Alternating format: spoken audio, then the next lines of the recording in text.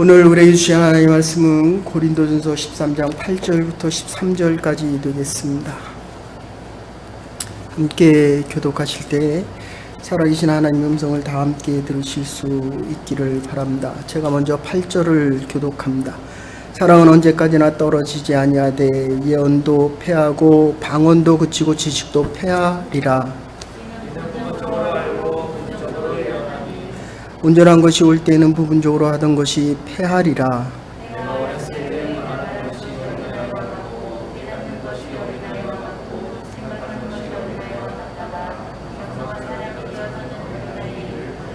우리가 지금은 거울로 보는 것 같이 희미하나 그때는 얼굴과 얼굴을 대하여 볼 것이요 지금은 내가 부분적으로 하나 그때는 주께서 나를 아신 것 같이 내가 온전히 알리라.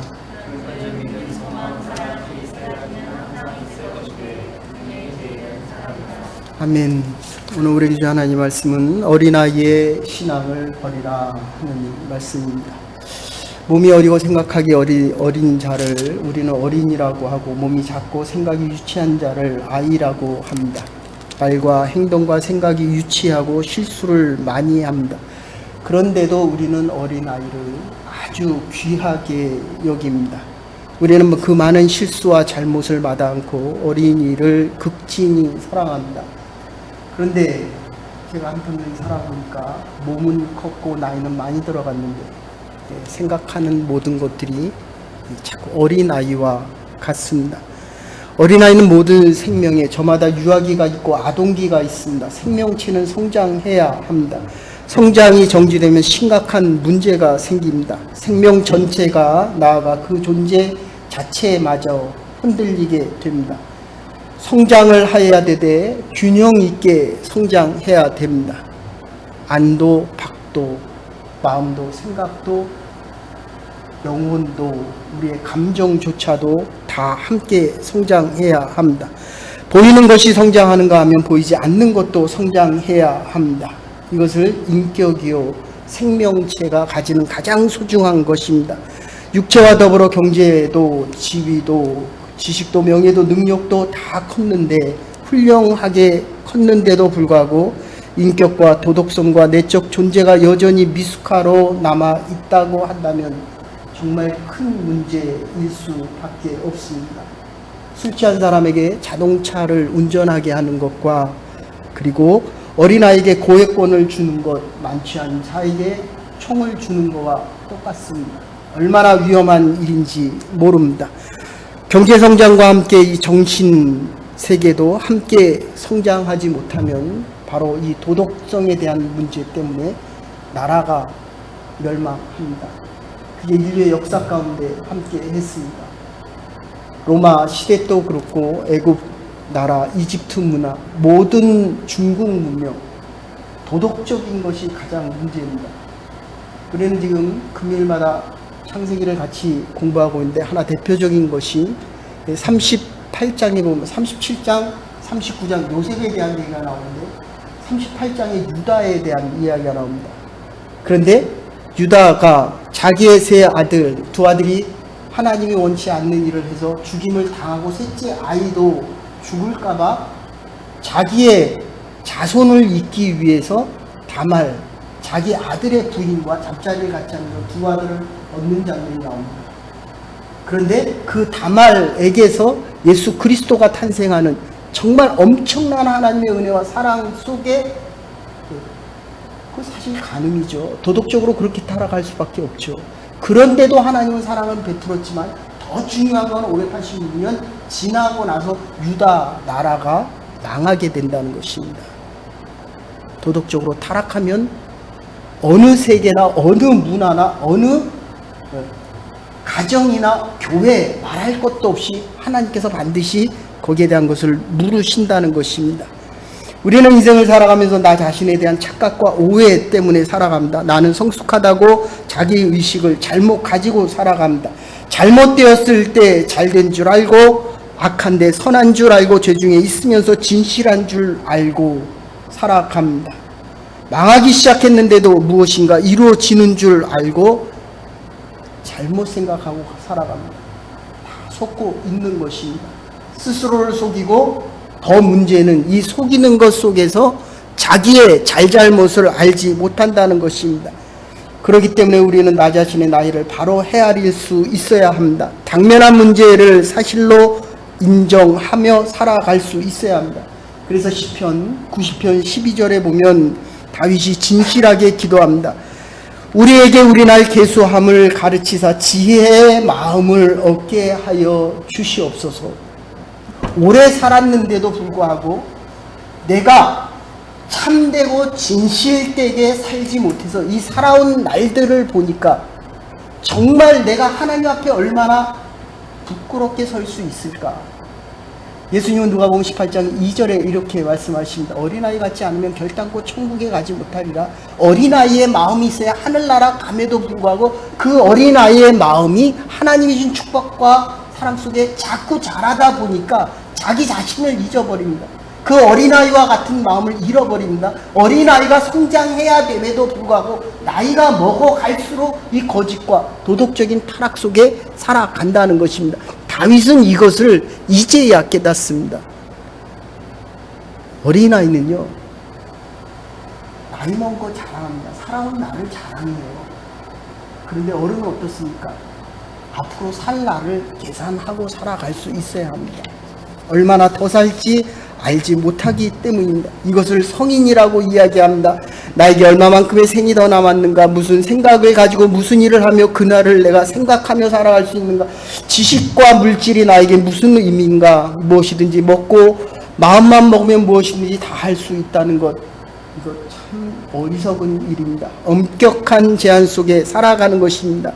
이제 얼마 남지 않았습니다. 내가 나이가 젊어서 살아야 될 날이 많은 것 같지만 순간에 지금의 선택은 결국 10년, 20년 후에 생명의 선택, 믿음의 선택을 할 수 있게 만들어줍니다. 그러니까 나이가 많건 적건 정말 내가 순간 선택하는 이 선택이 믿음의 선택인가를 자꾸 생각하며 살아가야 한다는 것입니다. 피아제의 인간의 아동 2세부터 5살 사이에 아이의 성장하는 과정을 보십시오. 여러분들은 어떤 과정에 있는지 한번 생각해 보십시오. 첫째는 상징적인 활동을 합니다. 어린아이들은 그러기 때문에 모든 걸 상징적으로 보기에 실제를 모르고 살아갑니다. 둘째는 직관적인 판단에 의해서 논리가 약한 시대 속에 살아갑니다. 자기가 어떤 일을 하는데 결과가 어떨지를 전혀 생각하지 않고 살아갑니다. 보는 대로 듣는 대로 순간순간만을 생각하고 논리적이라는 게 어린아이는 없습니다. 셋째로 자기중심적입니다. 나만 위해달라고 이야기합니다. 어머니는 젖주는 사람이고 아버지는 돈 벌어오는 기계입니다. 다 자기를 위합니다. 나이가 들어가는데도 자기중심적인 사람이 있습니다. 몸은 늙었는데 나이는 어린아이입니다. 자기가 왕이라고 이야기합니다. 어떤 모임에 가서도 보면 자기가 하고 싶은 대로 합니다. 심지어 교회에서도 그래요. 교회가 자기 뜻대로 안 움직이면 교회를 나가버립니다. 그 모임에서 나가버립니다. 하던 일에서 그냥 나가버립니다. 어린아이의 마음입니다. 나이는 들었는데 아직 어린아이입니다. 넷째는 무랄론적인 세계관에 살아갑니다. 모든 것이 살아있다고 생각합니다. 그래서 아이들은 동화와 만화를 좋아합니다. 다섯 번째로는 타율적인 도덕관에 살아갑니다. 스스로 사고하고 생각하지를 못합니다. 다른 사람이 시키는 대로 합니다. 여러분 나이 50, 60대에서도 부모에게 전화를 걸어서 부모가 하라 하지 말라 그 말을 듣고 살아. 누가 그렇습니까? 돈 많은 사람들 그래요. 재벌 2세들, 재벌 3세들이 누가 얘기합니까? 70, 80 먹은 아버지의 얘기를 듣고 살아갑니다. 여섯 번째로는 타율적인 도덕관에 살아갑니다. 다른 사람이 하는 대로 살아갈 수밖에 없는 것. 여섯 번째는 꿈의 실제로입니다. 꿈과 현실을 혼돈하고 살아갑니다. 꿈꾸고 나면 서로가 남편과 아내에게 서로 이야기합니다. 뭔가 있을 거야. 요새 낌새가 이상했어. 꿈꾸는 것을 현실과 자꾸 혼돈하고 살아갑니다. 그래서 오늘 본문 11절에 바울은 말하는 것이 어린아이와 같다. 어린아이가 언어가 유치하고 감정적이고 직감적인 언어를 구사합니다. 금방 사랑한다고 했다가 미워하고 하루에도 몇 차례씩 바뀝니다. 과자라도 하나 주면 좋아하고 야단 한번 치면 저 사람은 나쁜 사람이 됩니다. 흑백 논리 속에 살아갑니다. 내가 이 말을 하게 되면 파급 효과가 있을 것인가, 내가 한 말에 대해서 전혀 책임을 지지 않습니다. 하고 싶은 대로 합니다. 그 뒷감당 누가 합니까? 자기가 하는 겁니다. 자기가. 하나님은 내가 한 행동과 삶에 대해서 그게 10년, 20년, 심지어 내 자손에게 유다처럼 수백 년이 흐른 후에 이스라엘 나라가 망하게 된다는 거예요. 마음대로 되는 대로 즉흥적으로 뱉은 말을 하는 것 자기중심적입니다. 성숙지 못한 유치한 언어로 비논리적으로 살아갑니다. 이게 어린아이의 삶이라는 것입니다. 그래서 오늘 본문에서는 말하는 것이 어린아이와 같고 또다시 깨닫는 것이 어린아이와 같다라고 이야기합니다. 쉬운 말은 알아듣지만 어려운 말은 무슨 말을 하는지조차 알지 못합니다. 이해하는 것, 깨닫는 것이 유치합니다. 생각하는 것이 자기 쾌락만을 생각합니다. 또다시 얘기합니다. 생각하는 것이, 깨닫는 것도 어린아이와 같고 말하는 것도 어린아이와 같고, 세 번째로는 생각하는 것이 어린아이와 같다라고 이야기합니다. 제가 실제로 봤는데 국민학교 다니는 첫째와 둘째 엄마 생일 때 가서 하나는 스타킹을, 큰 아이는 엄마 티셔츠를 샀습니다. 그보다 더 어린 국민학교 1학년짜리는 엄마의 스타킹을 샀습니다. 그런데 3살 반 되고 4살 되는 그 아이는 들어가서 엄마 생일날 자기 장난감 샀습니다. 자기가 장난감 좋아하면 엄마도 좋아하는 줄 알아요. 우리가 신앙생활하면서 이런 일을 얼마나 많이 겪는지 모릅니다. 내가 좋으면 저 사람도 좋은 줄 알아요. 아닙니다. 내가 좋으면 하나님도 좋은 줄 알아요. 제가 존경하는 서울의 S교회 목사님, K 목사님 40년 만에 북한을 갔습니다. 평양에 들어가셨습니다. 평양 과기대를 세우셨고 평양에 병원을 세워주셨습니다. 40년 만에 어머니를 만나러 갔습니다. 근데 이분이 어떤 분이었냐면 자기가 보는 앞에서 자기 아버지를 총으로 쏴 죽였습니다. 근데 어머니가 살아계시니까 어머니를 뵙기 위해서 평양에 40년 만에 갔어요. 그런데 그분이 누구냐 하면 연명과기대를 세웠을 뿐만 아니라 북한에도 과학기술대학을 세워줬고 병원도 세워줬습니다. 그래서 물어봤어요. 내가 이 사람들을 위해서, 북한에 있는 사람들의 선물을 주기 위해서 뭘 가져가야 됩니까? 그때 뭐라고 얘기한 줄 아세요? 양말하고 설탕하고 육가사탕 얘기했습니다. 우리 뭐 저도 먹을 수가 없잖아요. 당뇨 때문에 먹을 수가 없잖아요. 먹어도 조금만 먹잖아요. 그런데 그 사람들에게는 그게 필요하다는 것입니다. 여러분, 그런데 더 중요한 것은 그분이 들어가시기 바로 1년 전에 그 어머니가 90세, 91세 정도의 세상을 떠나셨습니다. 그런데 하루도 빠지지 않고 남한에서 목회하고 있는 그 아들을 위해서 하루도 빠지지 않고, 겨울에 그 추운 20도 30도 되는 데서도 하루도 빠지지 않고 가마니를 뒤집어 쓰고 철야 예배를 혼자 드렸다는 거예요. 이런 자식이 망하겠냐는 거예요. 여러분, 인생을 살아가다 보면 성공하는 데는 반드시 이유가 있습니다. 축복받는 사람은 축복받을 일이 있습니다. 그 사람이 잘 돼서 축복받기도 하지만 그를 위하여 기도하는 부모님과 어머니들의 기도가 있었다는 거예요. 이게 우리의 자식을 위한 우리의 마음과 고백이 돼야 한다는 것입니다. 여러분이 지금 나와 예배드리지만 누군가는 여러분을 위해 기도했다는 겁니다. 오늘의 내가 있기 위해서는 하나님의 그 사랑이, 오늘 그래 결론에 뭐라고 해요? 믿음, 소망, 사랑. 내가 바라는 하나님을 향한 믿음이 있습니다. 하나님의 나에게 원하는 소망을 줬습니다. 그런데 그거보다 더 중요한 건 하나님의 사랑을 이해하는 것이다 라고 이야기합니다. 어린아이는 자기 본위로 생각하고 성숙한 사람은 다른 사람 본위로 생각합니다. 상대방이 무엇을 필요로 하는지 그의 마음과 그의 세계관을 가지고 봉사하는 사람들입니다. 그러나 어린아이는 자기 이기적이고 자기 본위적이고 구심점이 자기에게 있다고 생각을 합니다. 그래서 오늘 우리는 현대를 살아가면서 충동적인 시대를 살아간다라고 이야기합니다. 얼마나 유치한 일입니까? 감정이 치우칠 때 내가 하고 싶은 대로 행동합니다. 내 감정을 내가 참을 수 없다라고 이야기합니다. 근데 좀 더 솔직히 제가 지금 살아보니까 그래요. 나이가 들고 힘이 없으니까 자꾸 화가 나요. 내가 원하는 대로 안 되면 이게 컨트롤이 안 됩니다. 그럼 무릎 꿇고 기도해야 돼요. 하나님의 말씀을 다시 묵상해야 됩니다. 근데 여러분은 어떻습니까? 젊었을 때 여러분의 마음대로 욱하는 때가 없습니까? 그런데 그 감정에 대해서도 책임질 때에 우리는 어른이라고 이야기합니다. 그리고 어린아이들은 편법을 능력화하기를 좋아합니다. 어린이들은 원리 원칙을 모르고 편법을 통하여 그 편법이 통할 때 이것을 좋아합니다. 정당한 길로 설령 먼 길로 돌아갈지라도 정당한 길로 가야 하는데 무엇이든지 편법이 통하고 이 편법의 능력에 통하는 사회, 아주 미숙한 사회입니다.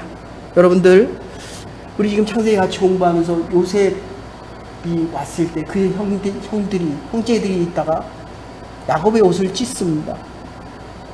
아버지의 사랑을 받은 자의 옷을 찢습니다. 그리고 그 꿈이 이루어지는가라고 봅니다. 그런데 사실은 아버지의 그 채색 옷을 찢은 게 아니에요. 아버지의 사랑을 찢은 겁니다. 행하지 말아야 될 일을 행한 거예요. 사랑받는 자의 그 사랑이 싫어서 그의 옷을 찢고 하지 말아야 될 행위를 했다니까요. 여러분, 우리는 살아가면서 이러한 행위를 하지 말아야 됩니다. 사랑하기도 바쁜데 어떻게 사랑받은 자의 마음을 우리가 찢을 수 있느냐 하는 것입니다. 제가 실제로 봤습니다. 비행기 타러 한국에 갈 때 소리를 막 질러대는 한국 사람이 있었습니다. 비행기가 떠났어요. 그 전 비행기가 떠난 거예요. 근데 뭐라고 소리를 지르나 그래. 내가 이 특등석을 끊었다는 거예요. 1등석을 끊었는데 내가 타기도 전에 떠났냐라고 이야기합니다. 여러분, 비행기는 시간 되면 떠나는 겁니다.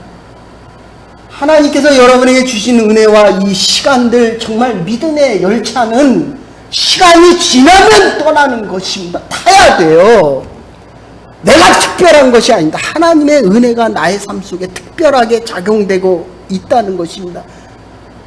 사도 바울은 이것을 알면서 성숙한 인격의 이야기를 하면서 10절에 온전한 것이 올 때에는 부분적인 것이 패한다라고 이야기합니다. 나를 버리고 하나님의 뜻을 받으며 자기 중심적인 사고에서 벗어나 하나님의 뜻을 받아들이고 있습니다. 부분적인 것을 버리고 전체적인 것을 이해하고 있습니다. 사도 바울은 그래서 11절에 어린아이의 일을 버렸노라 라고 이야기합니다. 유치함을 버렸다는 것입니다. 말하면서 이해하면서 생각하면서 성숙함 속에서 자기의 성숙한 것을 이야기합니다. 지구상에 존재하는 모든 피조물 가운데 오직 인간만이 자기 자신의 변화시킬 수 있는 능력을 하나님께서 허락하셨습니다. 그렇기 때문에 책임이 따르는 것입니다.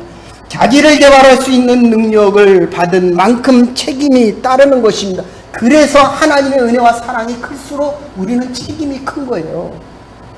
이제 어린아이에서 자꾸 어른이 돼갈수록 우리의 책임이 더 커진다는 것입니다. 내 감정을 내가 어떻게 하겠느냐, 내 기분을 내 마음대로 할 수 있겠느냐 하지만 내 감정에 내가 책임을 질 수 있어야 합니다. 내가 내 마음을 다스릴 때에 나는 비로소 어른이 되는 것입니다. 마음대로 사랑하고 마음대로 미워하고 하는 것이 아닙니다.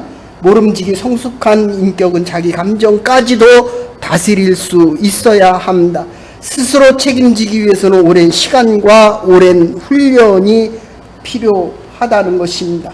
여러분, 내가 부분적으로 아는 데서 더 많은 하나님의 은혜와 사랑을 내가 받아들이지 못하면 내 삶 속에서 뺑글뺑글 돌다가 가는 거예요.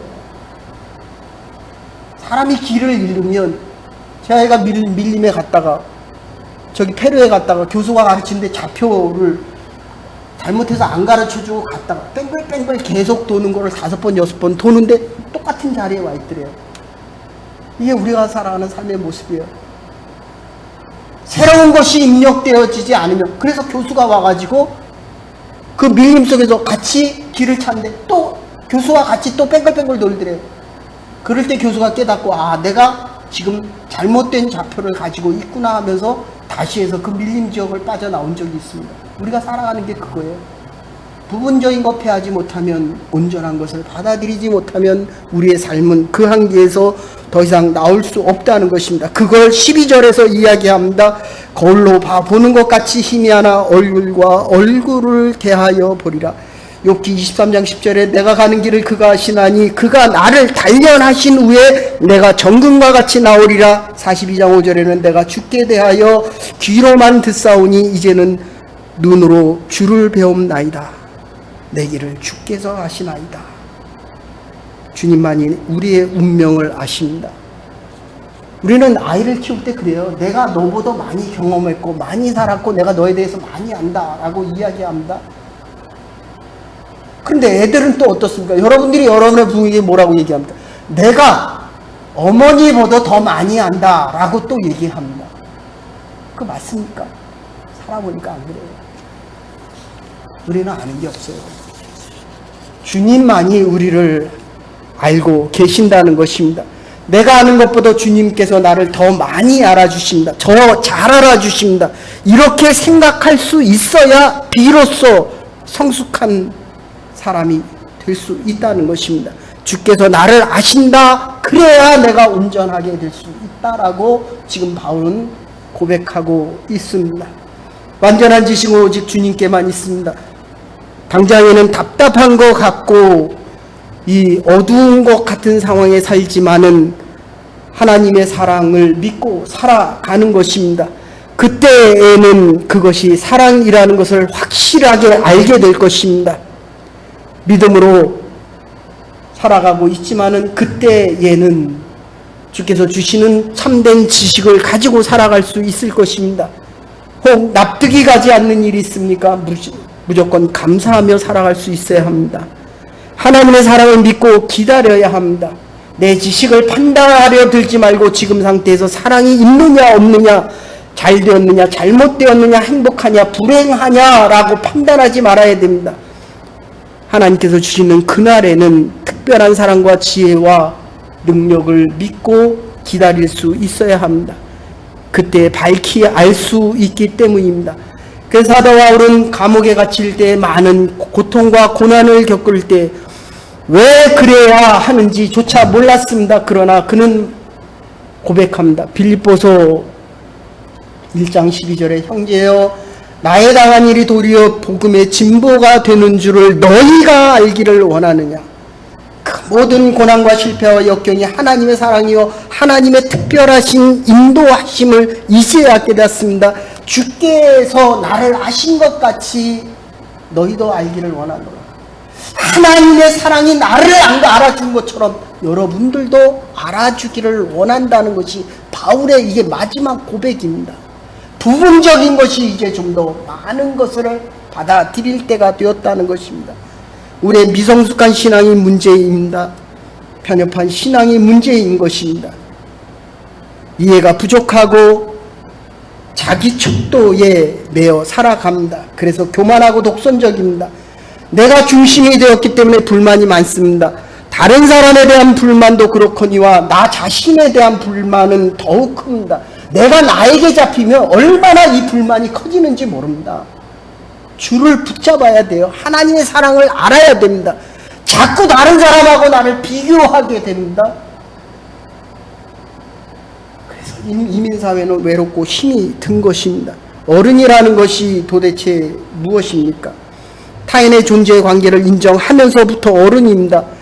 그리스도인이라는 것이 무엇입니까? 내가 하나님 안에 있는 이 사랑을 깨달을 때에 비로소 하나님의 더 큰 사랑을 받아들일 때 내가 참된 그리스도인, 성숙한 그리스도인으로 살아갈 수 있다는 것입니다. 의존적인 것만큼 유치한 것이 없습니다.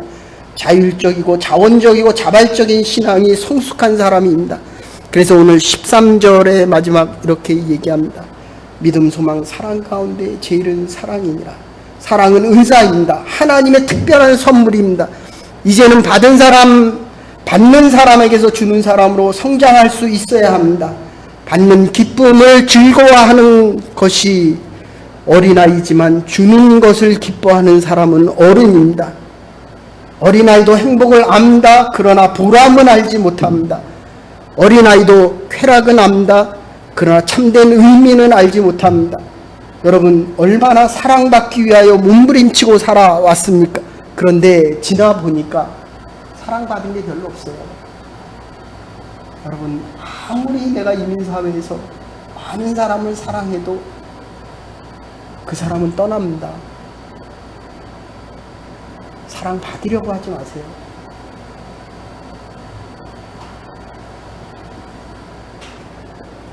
아무리 많은 사람을 사랑했다라고 해도 하나님의 사랑 없이는 그 사람은 떠납니다.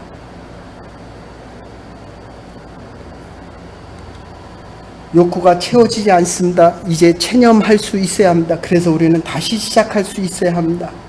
이제는 받는 사랑을 생각하지 말고 주는 사랑으로 바뀔 수 있어야 합니다.